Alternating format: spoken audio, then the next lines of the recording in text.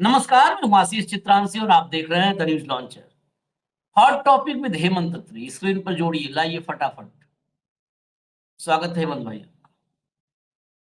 सबसे पहले आज कार्यक्रम इंट्रोडक्शन हम उसका दें विषय का, उससे पहले आज पत्रकारों के एक समूह को धन्यवाद देंगे।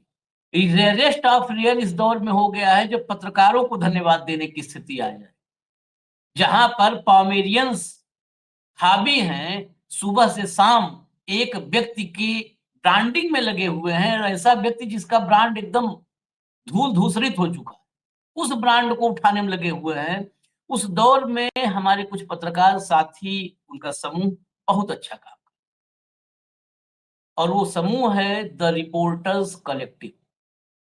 राहुल गांधी ने जो आनंद वाला धमाका किया था, उससे 13 गुना, और हो सकता है मैं कम जोड़ पाया हूं, 13.5 गुना पॉइंट में चले जाए, बड़ा धमाका किया है द रिपोर्टर्स कलेक्टिव ने। सिर्फ एक विधानसभा,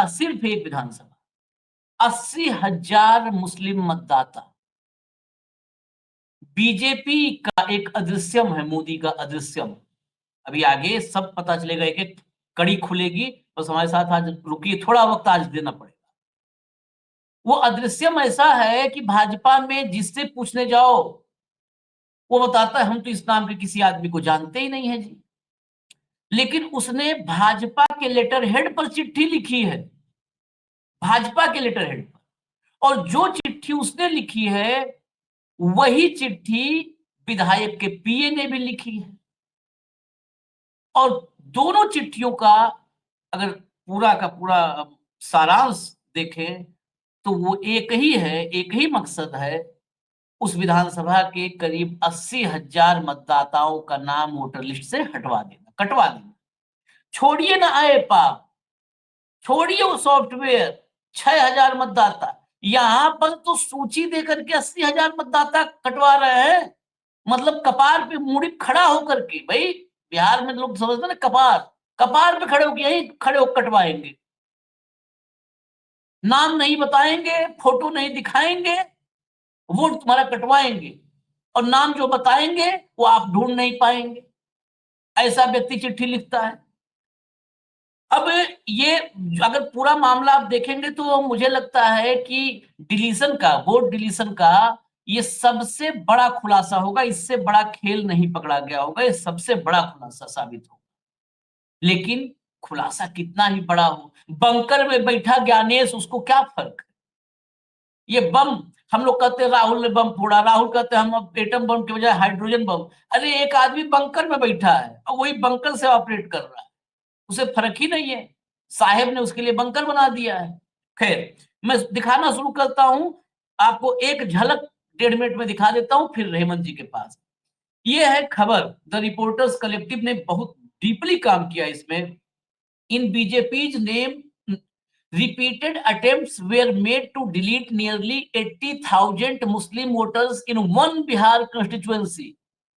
सिर्फ एक विधानसभा क्षेत्र में ये रिपीटेड अटेम्प्ट्स, लगातार अटेम्प्ट हो रहे हैं 80,000 मुस्लिम मतदाताओं का नाम कटवाने के लिए। अब सोचिए पूरे बिहार में क्या चल रहा होगा। इसकी झलक मैं दिखाता हूं जरा, इनको पहचानिए। ये पहली बार जो ये ढाका विधानसभा में, पहले बता दूं, चंपारण में ढाका विधानसभा से विधायक बने पवन जायसवाल पहली बार। नहीं तो ये इलाका पहले कांग्रेस का गढ़ हुआ करता था, और कांग्रेस के बाद ये आरजेडी का गढ़ हो गया। ये विधायक जी को पहचान लीजिए। इनका पीए भी अभी भूमिका में आएगा, अभी आगे हम दिखा देंगे इनको, साहब के पीए को। ये देखिए, BLA Shiv Kumar Chaurasia files 10 complaints of deletion a day. ये इसका मतलब बता दूं, चुनाव आयोग ने एक अपनी वो बनाई थी नियमावली, उसके तहत एक बीएलए, बूथ लेवल एजेंट जो पार्टी का होता है, एक बीएलए एक दिन में 10 कंप्लेंट्स फाइल कर सकता है, 10, इससे ज्यादा नहीं। तो एक बीएलए 13 दिन का, जब खेल शुरू हुआ है तो 12-13 दिन बचे थे पूरा। 10 दिन में कितना कर लेगा? 13 दिन में 130, 125 बीएलए। ये भाजपा के बीएलए का नाम है शिव कुमार चौरसिया। इसने 10 कंप्लेंट दिए जो है नाम हटाने के लिए। अब हटा दीजिए इसको। यहां से खेल असली शुरू हुआ कि उससे काम बन नहीं पाएगा ये 10-20 फुटकर से। Petition to ERO Dhaka file to request deletion of 78,384 voters filed by Dheeraj Kumar. अब ये धीरज कुमार कौन है? ये वो पवन जायसवाल को आपने देखा था, पवन जायसवाल का ये पीए है धीरज कुमार। और इसने एक एप्लीकेशन लगाया, उसके पीछे एनेक्स्चर जोड़े, एनेक्स्चर में 78,384 नाम हैं और ये सारे मुसलमान, 78,384 मुसलमान हैं। और अगर ये सारे घुसपैठिए हैं तब तो भारत खाली हो जाएगा, यहाँ तो घनत्व जनसंख्या खत्म हो जाएगी पूरी। 78,384 धीरज कुमार ने लिखा। अब नेक्स्ट इसको पलटिए, अगला लाइए जरा। अगला ये लेटर बड़ा चमत्कारी लेटर है। ये लेटर जो है ये letter sent of BJP state headquarters letter head to CEO Bihar. इस लेटर में जो नाम नीचे है वो नाम लिखा है लोकेश। ये चिट्ठी ऐसा नहीं है कि सादे जो है पन्ने पे लिखी गई हो। आजकल सादे पन्ने पे चुनाव आयोग के जवाब भी आ जाते हैं, लेकिन इस ये बाकायदे लेटर हेड पर है, भाजपा के, बिहार भाजपा के लेटर हेड पर। और जो लोकेश नाम लिखा है, इस लोकेश के नीचे क्या लिखा है वो भी गौर से सुनिएगा। तिरहुत प्रमंडल प्रभारी चुनाव प्रबंधन विभाग भाजपा बिहार। ये तिरहुत प्रमंडल का प्रभारी है, चुनाव प्रबंधन विभाग भाजपा का प्रभारी। जब रिपोर्टर्स कलेक्टिव को ये चिट्ठी मिली तो उसने कहा सबसे पहले लोकेश जी को पकड़ लिया जाए, हटा दीजिए इसको, लोकेश जी पकड़ लिया जाए। लोकेश जी मिल जाएंगे, कहानी खुल जाएगी। तो लोकेश जी को जब खोजने के लिए वहां लोकल नेताओं से बातचीत हुई, जो विधानसभा के वहां प्रभारी हैं, इस लेवल के नेता, तो उन्होंने कहा भाई साहब हम लोकेश को किसी जानते नहीं। यही वो अदृश्यम है जिसको हमने लिखा ना, अदृश्यम। हम एक एक शब्द अपना भाई कि हम क्यों लिखे, ये वो अदृश्यम है लोकेश। इसे एलियन भी कहें आप तो गलत नहीं। हालांकि एलियन को भी ट्रंप ने खोज निकाला, अमेरिका में जिसको एलियन कहा उसको उठा बाल फेंकवाया। यहां वाला असली एलियन है, इसको आप खोज नहीं सकते, ये लोकेश एलियन है। इसमें बहुत सारी कहानी है। ईआरओ को सीधे चिट्ठी क्यों लिखी गई उसके पीछे भी वजह है। ईआरओ के पास एक बड़ी विशेष ताकत होती है, विशेषाधिकार है उसके पास। उसको जरूरी नहीं है कि उसके पास बीएलए भेजे 10 नाम तो वही वो 10 नाम पर विचार करे। उसके पास वो मोटो तक का अधिकार है। तो बीएल जो ईआरओ होता है, ईआरओ के पास बड़े अधिकार हैं मतदाता सूची में उथल पुथल करने के।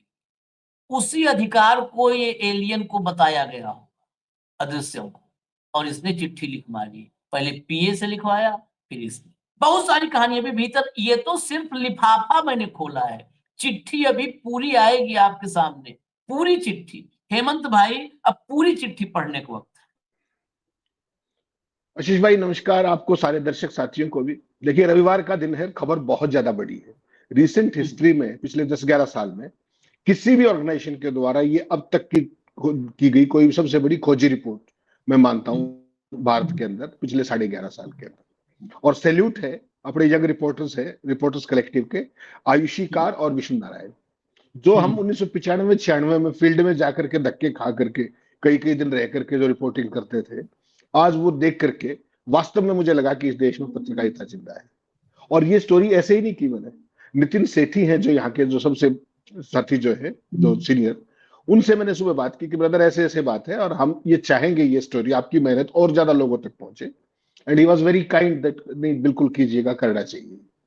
तो जो काम आपके करोड़ों अरबों रुपए का विज्ञापन लेने वाले चैनल जिनको आप पोमेरियन कहते हैं, या आपके करोड़ों अरबों के जो पोमेरियन जो प्रचार पत्र है जिनको आप समाचार पत्र कहते हैं, और उनके पास बड़ी बड़ी टीमें हैं, वो नहीं कर पा रहे।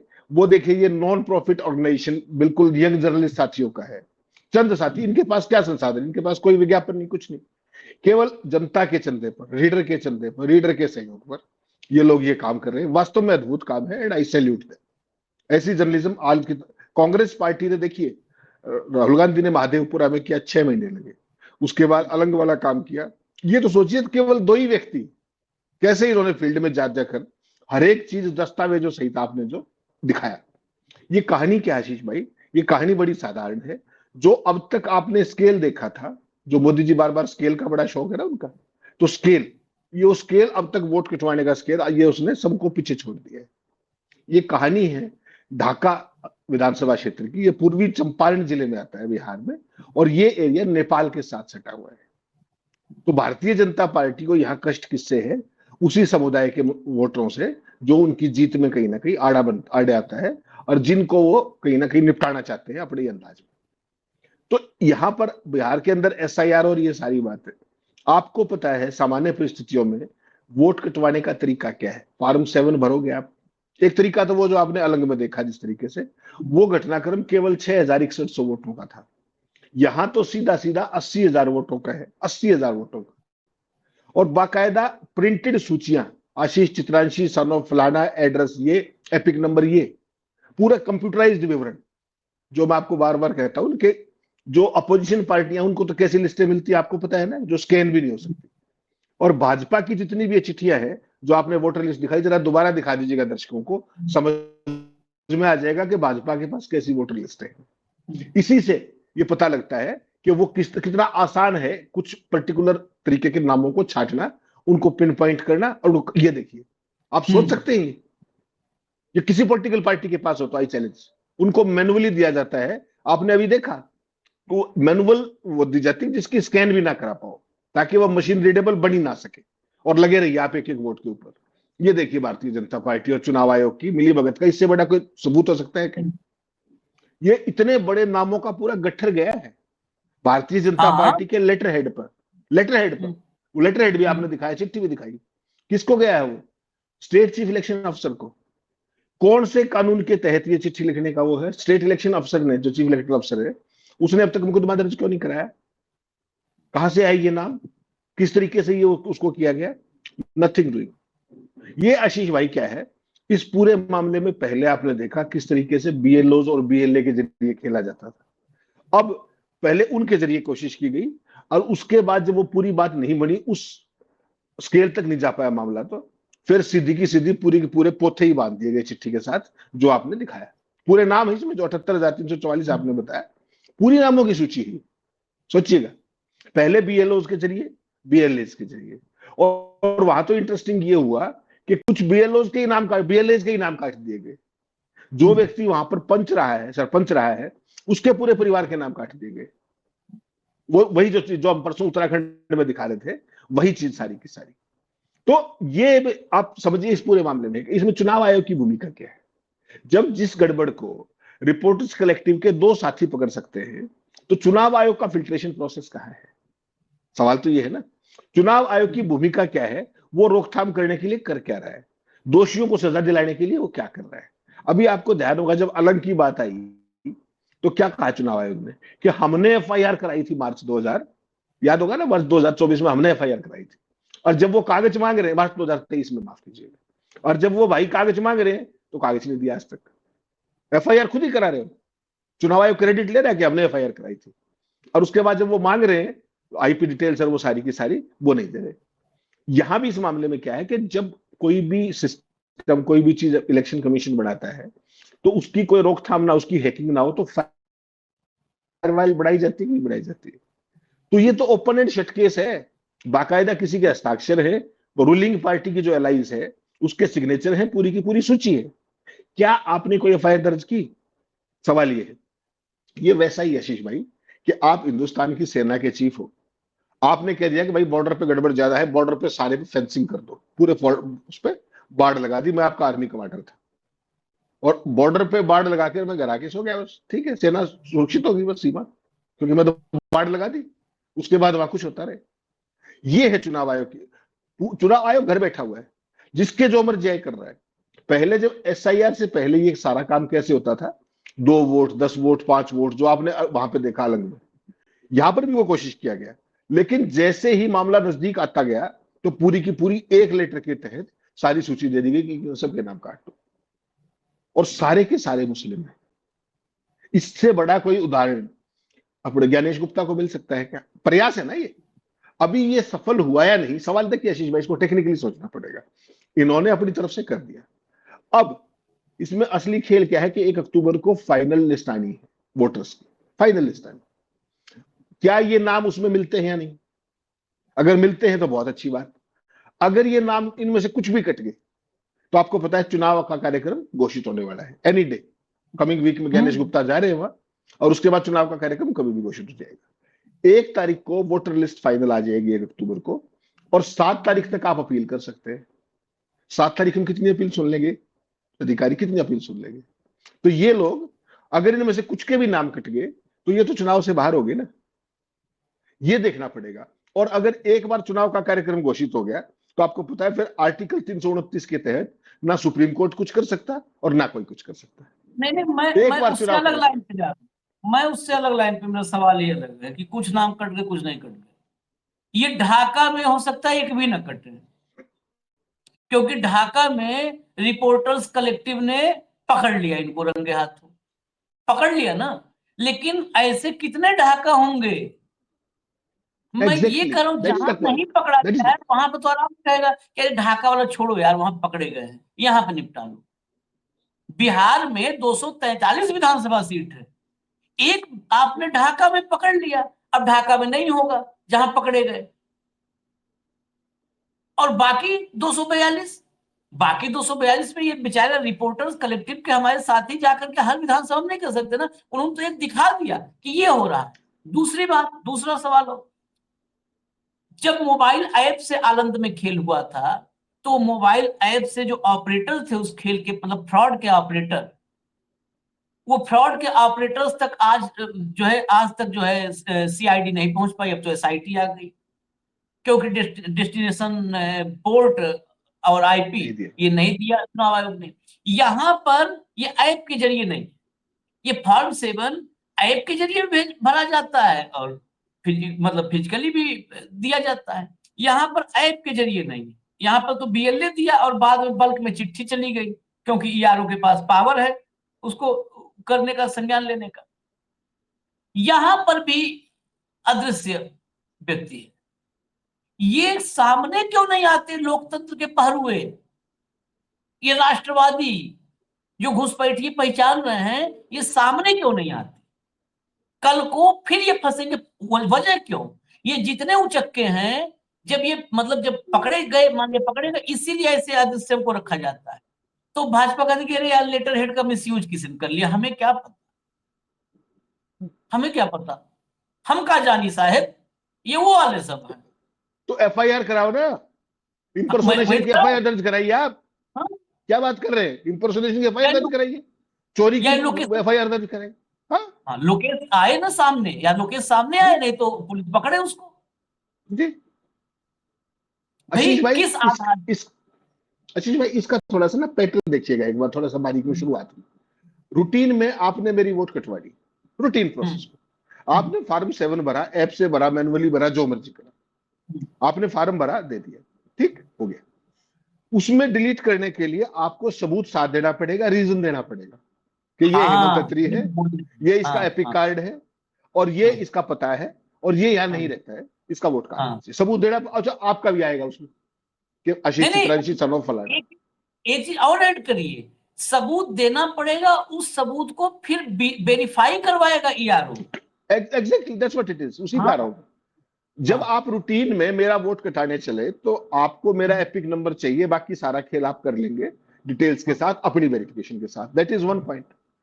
हाँ उसके साथ सबूत देने पड़ेंगे, उसके लिए आपकी जवाबदेही रहेगी, और अगर उसमें हाँ आपने गड़बड़ की तो आपके ऊपर जुर्माना भी हो सकता है और आपकी सजा भी हो सकती है, ये प्रावधान है। हाँ हाँ हाँ हाँ, लेट्स बी वेरी क्लियर, दर्शक कंफ्यूज ना हो। रूटीन में किसी की वोट कटवानी है तो प्रोसेस है फॉर्म 7 का। इसका क्या कर लोगे एसआईआर के नाम पर? यहां पर यार एक आदमी चिट्ठी लिख करके 80,000 आदमियों के नाम कटवा देगा? सोच के तो इसका स्केल तो सोचिए आप, ये दुस्साहस तो देखिए। ऐसे दुस्साहस की आप कल्पना कर सकते हैं? फॉर्म 7 के जरिए कितने नाम कटा सकते हैं आप? आपको हर आदमी का इंडिविजुअल का भरना पड़ेगा ना, या एक चिट्ठी के साथ आपने पूरी वोटर लिस्ट लगा दी नाम छाट करके? ये छोटा क्रिमिनल काम है क्या? This is the real crime against the Indian state, take it from me. Sonam Wangchuk का तो पता नहीं क्या है क्या नहीं, वो तो सारे कारनामे देख लिए आपने। ये है भारतीय इंडियन स्टेट के खिलाफ जो है सबसे बड़ा क्राइम। जो आप इलेक्ट्रल डेमोक्रेसी का इस तरीके से धजिया उड़ा रहे हैं। ये चिट्ठी आने के बाद रिपोर्टर्स कलेक्टिव ने सबसे बात की, पवन जायसवाल से भी बात की जो विधायक है, उसके पीए से भी बात की, सारे के सारे गोल हो गए, कोई सवालों के जवाब नहीं दिए।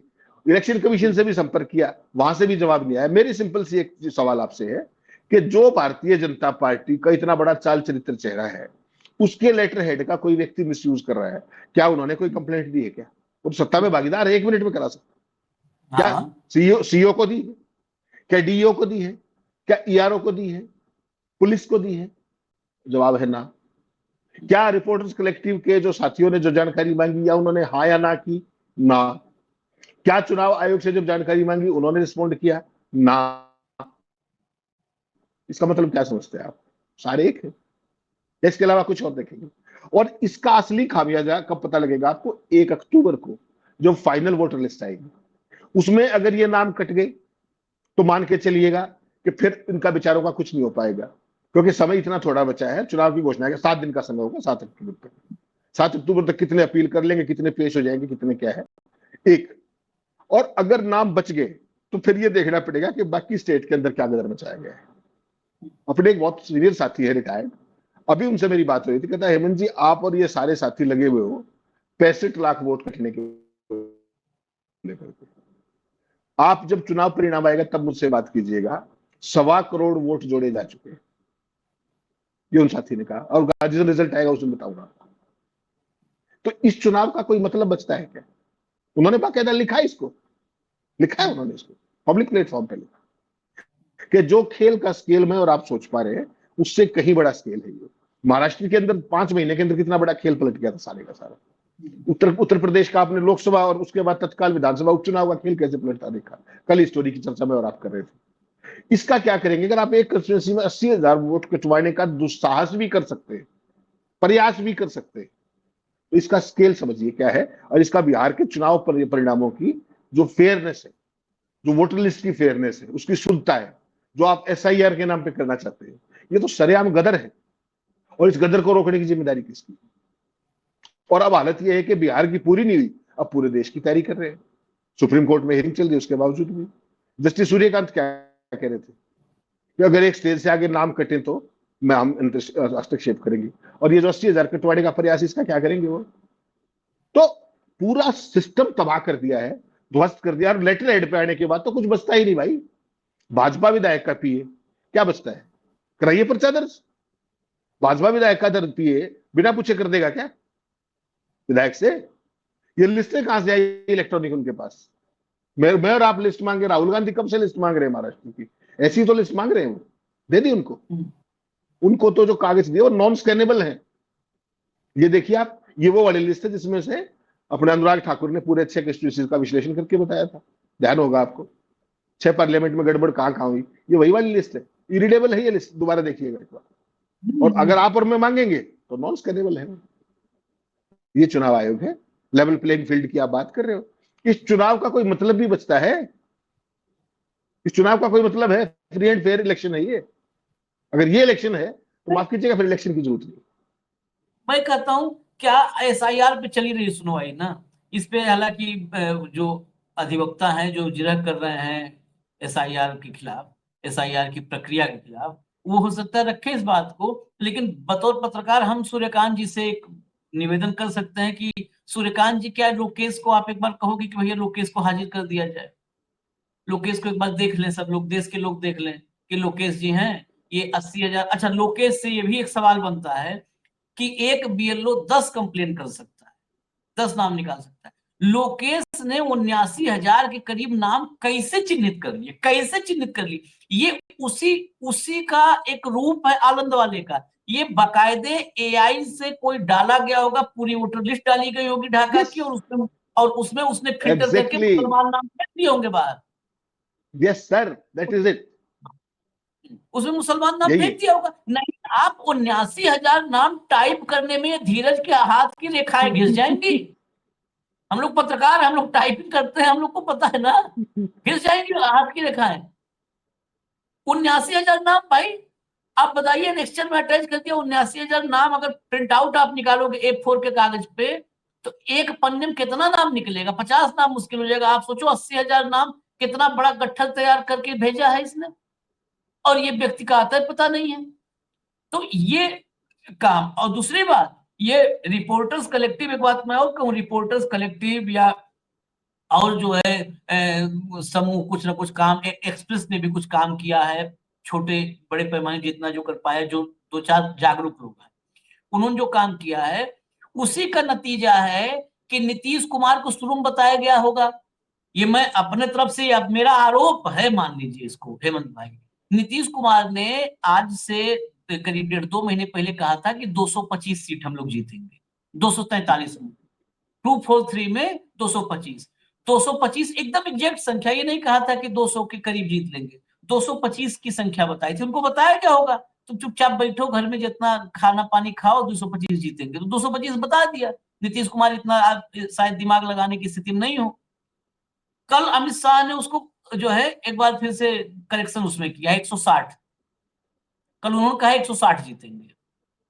तो ये रिपोर्टर्स कलेक्टिव वगैरह का जो खलल पैदा हुआ है व्यवधान, इसलिए उसको, मुझे भाई मेरा आरोप है कि 225, पहले ये लोग 225 तय किए थे, यहां से कहा गया था 225 जिता देंगे साहेब, और फिर अब उसमें मॉडिफाई करके उसको कि नहीं 225 नहीं, बहुत ही दिक्कत कर रहे हैं, कुछ कुछ है इंडिपेंडेंट पत्रकार, इनको बिना पैसे के ससुरे इतना लगे हुए हैं, तो जो है इनको रोकना होगा, और ये जहां जहां पे खुलासा कर देंगे वहां पे खेल नहीं हो पाएगा, तो इसको घटाइए थोड़ा सा।